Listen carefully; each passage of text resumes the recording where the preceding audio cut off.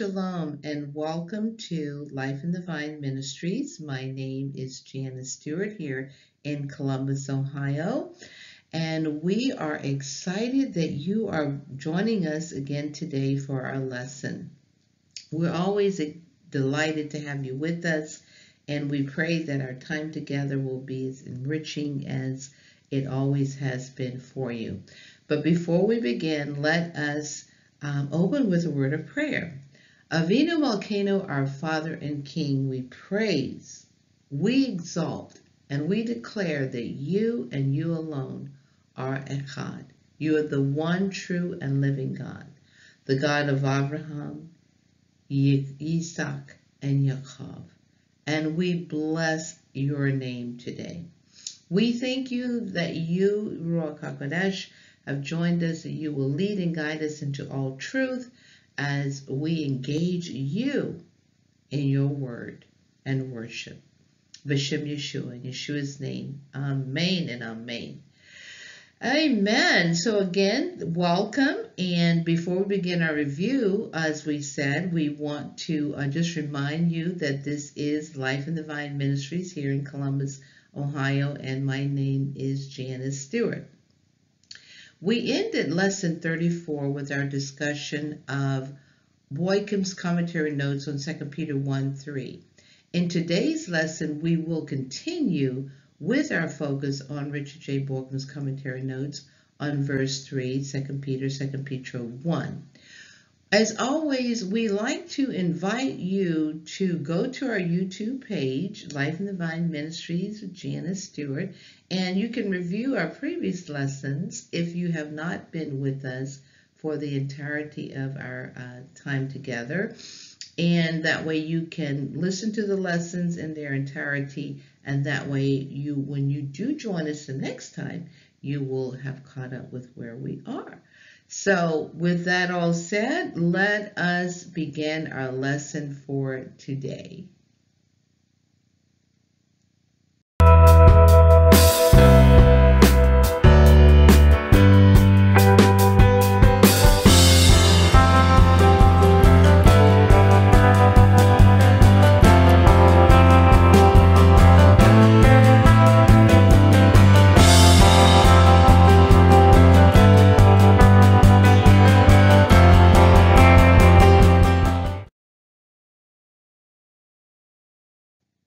So we're now beginning our review from our last time together. In our last time together, we read from page 178 from Bauckham's commentary notes on the Greek phrase, zoİn Chai eŭsebeian, literally life and godliness.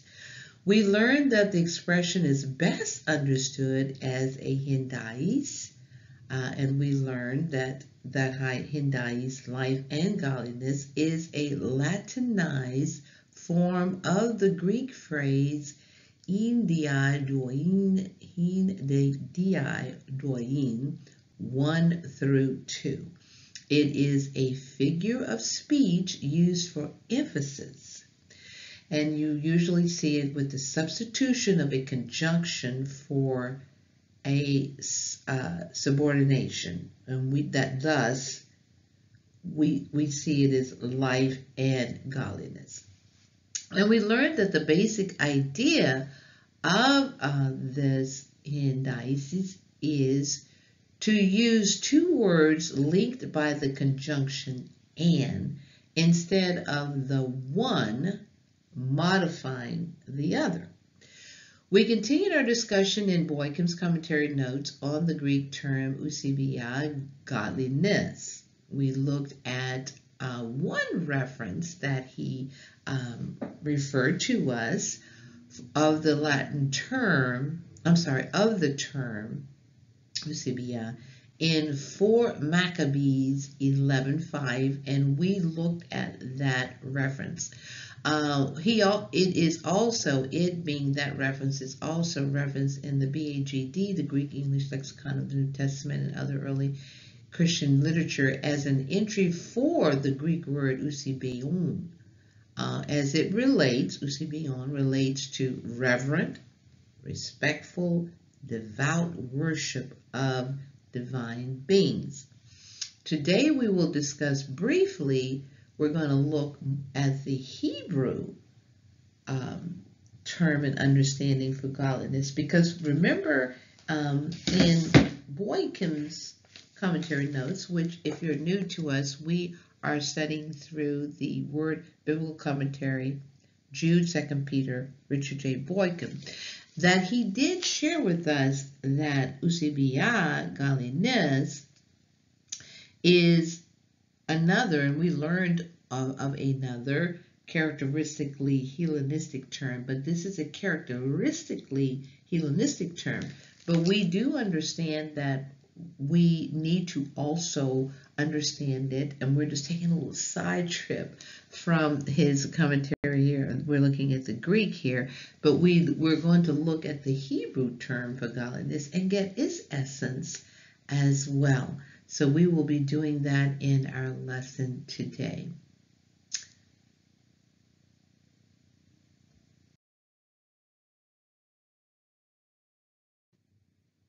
So as we said before, today we will be discussing briefly the Hebrew word for godliness. You see here on the screen from the Brown Driver Briggs lexicon. Before we look at that, I just want to, let's say again so we can come back together contextually here. We did discuss Bauckham's commentary note on 2 Peter 1:3 on the Greek Hellenistic term, eŭsebia, godliness, and the expression koin kai eŭseibion, which we learned, as I said earlier, is a hendiasis, meaning a life of godliness, a godly life. We learned, and I will quote from Bauckham's commentary notes on page 178 from the 50 word biblical commentary, Jude, 2 Peter, and I quote, he states that eŭsebia, godliness, denotes piety toward the gods, Lord G, ODS. But he says also, especially in Jewish and Christian usage, it denotes the respect for God's will and the moral way of life, which are inseparable from the proper religious attitude to God. And that again is Bauckham, page 178. We also read about the demonstration of this godly character, piety, respect for God's will, and the moral way of life of living in 4 Maccabees 11:5. Now, we only looked at 4 Maccabees 11:5, but we want to remind ourselves that Bauckham taught us here that this characteristically Hellenistic term, eŭsebia, occurs 47 times in 4 Maccabees, as well as other references, and we won't go over those at this point, but we did go over the other references. And in our classes following, we will look at some of the references that he has given us to consider and look at in the Brit Kadashah, the New Testament, as some call the New Testament. And so when we did that, we saw the actualization of the purpose of the writing of 4 Maccabees being lived out in the martyred life of the 5th brother. We remember reading about the 5th brother and how he was faithful to the Torah. Now here on the screen, we have the Hebrew word that we're looking at today for godliness, chassid, kind, pious. We're looking at it from the Brown Driver Briggs lexicon. You see here that chassid, an adjective masculine, means kind, pious, so as denoting active practice of chesed, kindness. So in keeping with the purposes that we're doing here, because we want to stay in context with Bauckham's commentary notes and looking, of course, here as the Hebrew, we're only going to look at number 2, the number 2 range of meaning for chesed in the Brown Driver Briggs entry for the Hebrew word chesed, which relates to piety, and we want to do that because we're looking at Bauckham's notes here. Now there are other ranges of meaning for the word if you go to the Brown Driver Briggs entry for the Hebrew word here. So in number 2, it reads here, pious, godly, either an exhibition of duteous love toward God. Now this in parentheses here, CHEOP 378, CH refers to Thomas Kelly Caney, who was an English divine and biblical critic, 1841 through 1915. OP is a symbol for his writings on this context here, and it is entitled For Origin and Contents of the Psalter, written by him, by Thomas Kelly Caney. Then it goes on to say, or in view of rarity of such passages as Hosea 6:4 and 6, or Jeremiah 2:2, and their possible ambiguity, meaning that there's reference there, but there could be some ambiguity here. Because kindness is prominent in the godly, the attribute of kindness comes to imply other attributes and to be a designation of the godly character, piety. Now that helps us, and it kind of conforms with what we learned here from Bauckham's commentary note on page 178 for the Greek Hellenistic term eŭsebia, godliness, corresponds with this BDB entry. We should really say it back with the BDB entry and his commentary note on the characteristic Hellenistic term relate to each other in that both denote piety and godliness as an exhibition, a working out, a living out of this duteous love towards God, with the application of other attributes, which is godly character and piety. So let's reread Bauckham's commentary note as we move on. I'm going to go to page 178 and just read that again. He said that it denotes piety. I'll read it again. We just read it. It denotes piety toward the gods, but also, especially in Jewish and Christian usage, the respect for God's will and the moral way of life, which are inseparable from the proper religious attitude to God. That is very key for us as we move forward, because we want to understand here, especially as we look at the Hebraic understanding and character of chesed in the life of a Jewish person, or in Judaism, the Jewish person, the way of the Lord, which in the Hebrew, derek Adonai, has its essence in one place here we'll look at in Devarim, Deuteronomy 5:33. So let's look at Devarim 5:33 to give us even an additional understanding here of this way of life, this godly way of living or godly life, chesed, piety, a devotion to, a willingness to carry out God's will and to live according to his will, which he has set forth for us in his word. So we will now take a look at Devarim, Deuteronomy 5:33. So let's go there.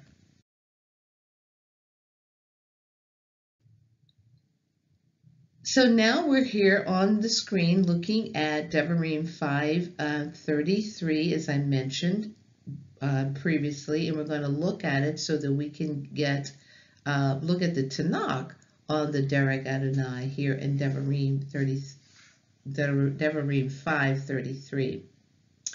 And what I'll do, we'll read that first, and then I will share with you a commentary note from John H. Selheimer's commentary on Devarim, chapter 5, verses 23 through 33, and the Masoretic text 20 through 30, and how this relates to the Derek Adonai. But first, what I will do, we do have the Hebrew of Devarim 5:33. V'chal haderek asher teshiva yod he vav he Elohekim etchim telechu lema'an se'un v'tovo lakim v'ha'aratim yamim ba'aretz asher tirashum. Now, we're looking here, as we put our marker, remember we're looking at Derek Yod He Vav He, Derek Adonai, the way of the Lord. And then we do have here on the screen a rough English translation of the Hebrew, which reads, "In all the which has commanded Yod He Vav He, your God, you shall walk, that you may live, and that it may be well with you, and that you may prolong your days in the land which you shall possess." And then I just chose the Net Bible translation to share with us, which reads, "Walk just as he has commanded you, so that you may live, that it may go well with you, and that you may live long in the land you are going to possess." That is one of many verses that help us to understand the Derek Adonai, living, having our being, living and moving and having our being in the way of the Lord, the word of the Lord, as he's commanded us in the Tanakh through the Brit Kadashah. And so what I would also like to do here before we end is I would like to read to you a commentary note from this book, and I've showed it before. Hopefully you can see it here. It is the Pentateuch as Narrative, John H. Selhammer, and he has a very neat commentary note on Devarim, Deuteronomy 5:23 through 33, Masoretic text 20 through 30. And it reads, referring back to the response of the people at Sinai in Exodus 20:18 through 21, Moshe recounts and expounds on their fear at hearing God's voice, on his consequent role as mediator between God and the people. In this text, the fear of the people is seen as a positive sign, and he means here in the text, here in Devarim 5:23, and then he'll make a difference between the fear of the Lord in Shemot, Exodus 20:18 through 21. But he says in this text, the fear of the people is seen as a positive sign. The purpose of their fear was to provoke them to seek after God and to turn away from idols. It is stressed here in Devarim, because within the context of Devarim, Deuteronomy, fear is central to the concept of divine wisdom. The Lord's words in 5:29 in the Masoretic text is 26, however, show that the fear exhibited at Sinai in Shemot, Exodus 20:18 through 21, he says that fear Let me find my place again. Okay, I found it. The fear exhibited at Sinai was not yet the kind of fear that would produce obedience.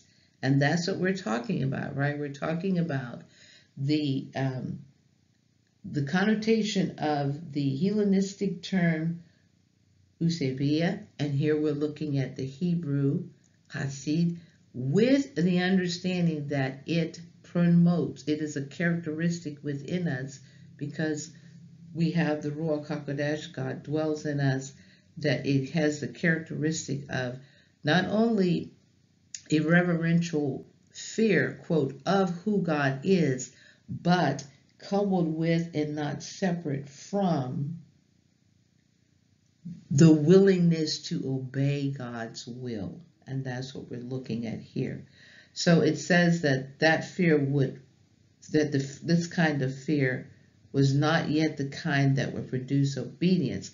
The Lord said in those verses, "Oh, that their hearts would be inclined to fear me and to keep my commands always." The narrative in Shemot Exodus 20 is clear that the Lord's words express only a wish that he had or desire he had for the people. The subsequent narratives in Shemot and Devarim, Exodus and Numbers, further demonstrate that their fear was of a different kind. Nevertheless, Moshe returns in this narrative that we're reading here to the notice of the fear of the people at Sinai, because in the following exhortation, the fear of the Lord is the foundation for obedience. The fear of the Lord, the reverence for the Lord, an understanding of who he is the foundation for obedience to the will, walking in the ways of the Lord, the Derek Adonai of the Lord. For example, he makes reference to Devarim chapter 6, verse 2, which we will not go there in this setting that we're in. So I wanted to read that to you because I thought that would help us in understanding further how this characteristic of piety and obedience and holiness, piety, obedience, and godliness coupled together with a reverential fear of who Yod-Heh-Vav-Heh is essential and is the foundation for obedience to God and his word. So I hope that helped you. In that, let me see if there's something else I wanted to say to you. Oh, I was going to just say alongside of that, we can also see what we just read here from this commentary by John H. Salhammer. We can also reference back to the entry that we read in the Brown Driver Briggs lexicon, the entry that we read, number 2, where we saw that chesed is pious, godly, and it is an exhibition of duteous love towards God, as well as characteristically where it characteristically can imply to other attributes, those being a designation of a godly character of piety that we saw here as well, and Bauckham mentioned. So all of this together helps us to see that we're not just talking about just a reverent fear of God, but it is a way of living, a way of life that one lives, and lives it to the obedience of God, even to the point of, we have read in when we looked at 4 Maccabees 11, and we also see it in the Brit Kadashah, even unto being a martyr for God, following in the steps of Yeshua, of HaMashiach, who has said to us in Matthew 10 and taught us about the cause for discipleship. So not so for us to go there yet. We will look at some of those verses later, but we see that it is definitely a way of living and a way of life. So, with that said, one might ask themselves, how does this happen? Well, we know from our previous lessons that this that we are reading, which has its foundation in the Tanakh, some call it the Hebrew Scriptures. We know that the Brit Hadashah just carries forward progressive understanding of what we have here in the Tanakh. But this is all realized in our union with Yeshua, and it manifests itself in our lives via the Ruach HaKodesh who dwells in us, and we have learned about that, we know, from the Yochanan, John chapters 15 through 17, just to name a few. That's how it happens. Because that is not our context here, we will not go there completely yet, but we wanted to answer that just briefly because we know one might say, well, how is that possible? So with that said, in our next lesson, we will continue our look at the Hebrew range of meaning of kasit. We will spend our next time together in Vayikra, Leviticus 18, 1 through 5, which Leviticus 18 is actually a part of what the Tanakh, some scholars call the holiness code, the way of living. Actually, I want to look here a second. The holiness code 18, 18, that's where we're going to go. Yes, 18. I had to stop and think, well, we're going to 18 or we're going to go to 17. 17 is considered a part of it as well, but we're going to look at Leviticus 18, 1 through 5. So that's what we will do in our next lessons together. And hopefully this has been helpful for you as we compare the two commentaries together here. And we look forward to our time together next week. So with that said, we are going to close with prayer.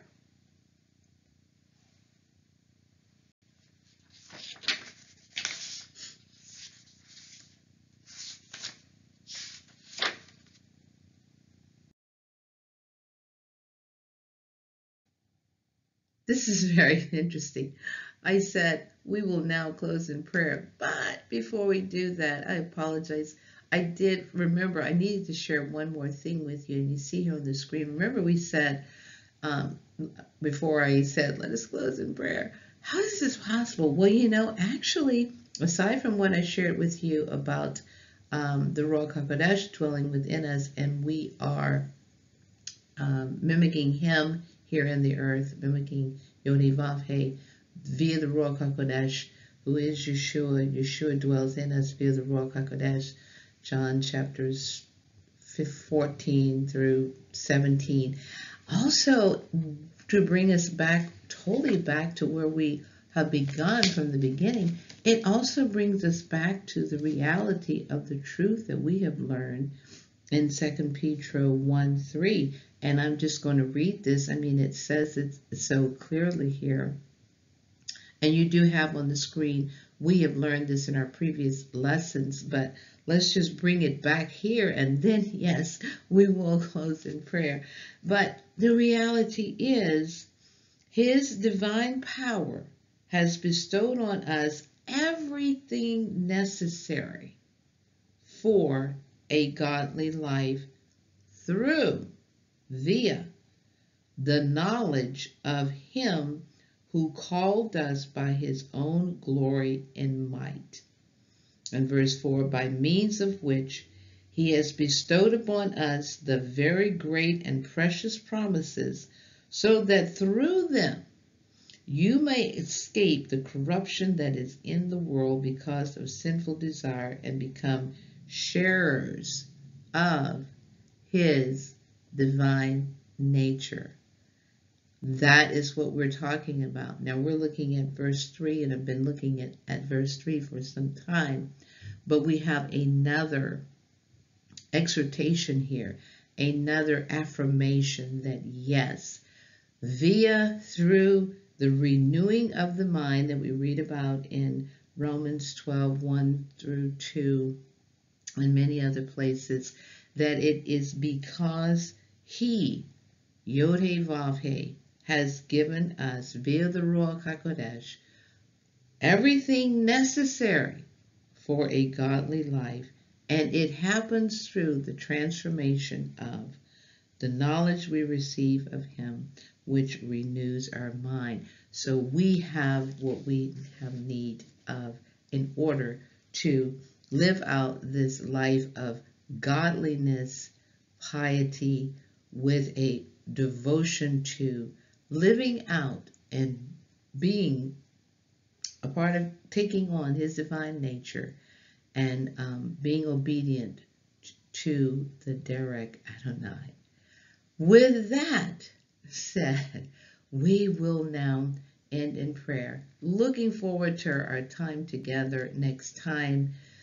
So let's just take some time to pray as we close.